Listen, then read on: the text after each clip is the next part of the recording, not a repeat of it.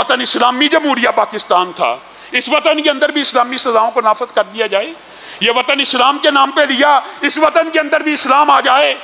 اگر اسلام آ جائے، اللہ کی قسم کسی جنسی درندے کو اس طرح کے عمل کرنے کی جرات ہی نہ ہو۔ اگر اسلام آ جائے تو اس طرح بے حیا معاشرہ نہ ہو۔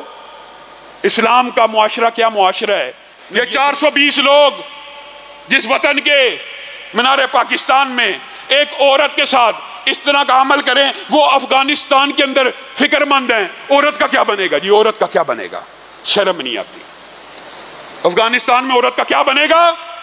تم نے مینار پاکستان کے سائے کے اندر اسلام کو چھوڑ کر، اسلامی قوانین کو، اس کا تمسخر اڑا کر، فحاشی اور عریانیت کے سیلاب کو بپا کر کے وہاں پہ انجام نہیں دیکھ لیا؟ کیا ہوا؟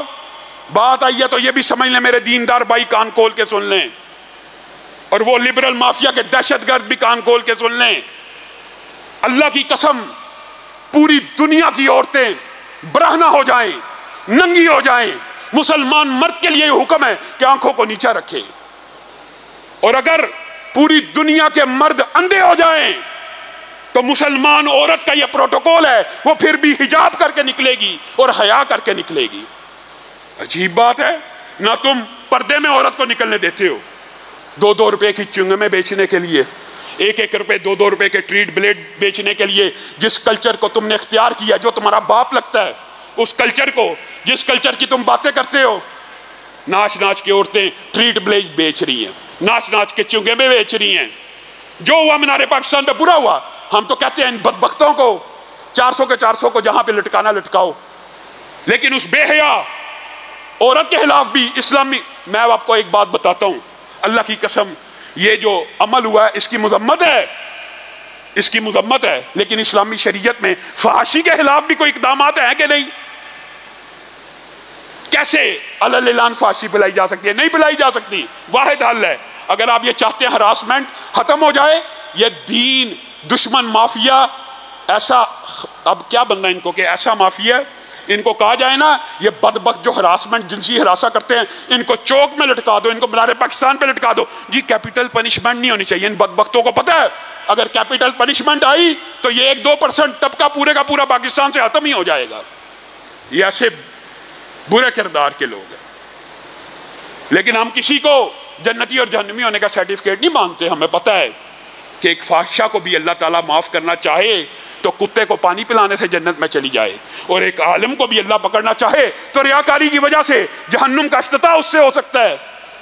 کسی کے اوپر سرٹیفکیٹ نہیں ہے، لیکن آپ کو یہ سوچنے کی دعوت تو دے سکتے ہیں نا اللہ کے لیے، ملک کے اندر یہ وطن اسلامی جمہوریہ پاکستان تھا، اس وطن کے اندر بھی اسلامی سزاؤں کو نافذ کر دیا جائے۔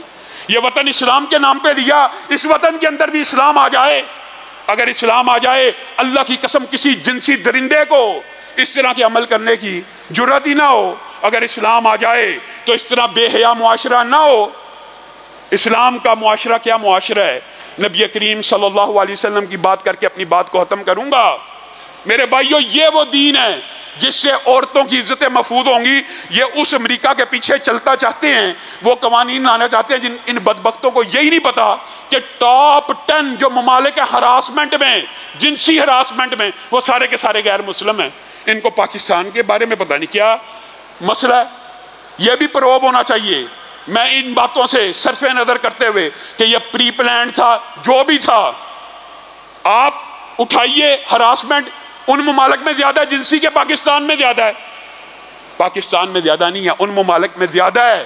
ایک ہی حل ہے، وہی دیری نہ بیماری، وہی نامحکمی دل کی، علاج اس کا وہی آب نشاط انگیز ہے کی۔ وہ کیا علاج ہے؟ رسول اللہ صلی اللہ علیہ وسلم کے دور میں بھی ایسے جنسی درندے موجود تھے، اپنے ہی مذہب کی عورت کی عزت کے در پہ ہو گئی۔ یہودی تھی عورت، یہودی نے بچی نے بڑے واسطے دیے کہ میں تمہارے موسیٰ کو ماننے والی ہوں، میں تورات کو ماننے والی ہوں، میری عزت کے در پہ ہو گئے ہو۔ گنڈا صرف گنڈا ہوتا ہے، اس کا کوئی دین مذہب نہیں ہوتا۔ ان کے ہاتھ بڑھتے چلے گئے۔ اس عورت کے دل میں خیال آیا یہ وہ دین ہے جو نافذ ہوگا، کوئی جنسی ہراسمنٹ نہیں ہوگی۔ اس عورت کے دل میں خیال آیا اب مجھے اگر کوئی بچا سکتا ہے تو وہ بچا سکتا ہے جو کائنات کی ہر بیٹی کو فاطمہ کی نظر سے دیکھتا ہے۔ کہا واہ محمدہ، اے محمد صلی اللہ علیہ وسلم، آپ کے در عالیہ کے آگے لوٹی جا رہی ہوں، رسول اللہ صلی اللہ علیہ وسلم اپنی وہ چادر لے کے آئے جس کی وجہ سے کبھی یا ایھا المزمل کہا گیا، کبھی یا ایھا المدثر کہا گیا، اس بیٹی کے سر پہ ڈال دی اور کہا مدینہ میں رہنے والی ہے یہودی بیٹی، تو کسی یہودی کی بیٹی نہیں بلکہ محمد صلی اللہ علیہ وسلم کی بیٹی ہے۔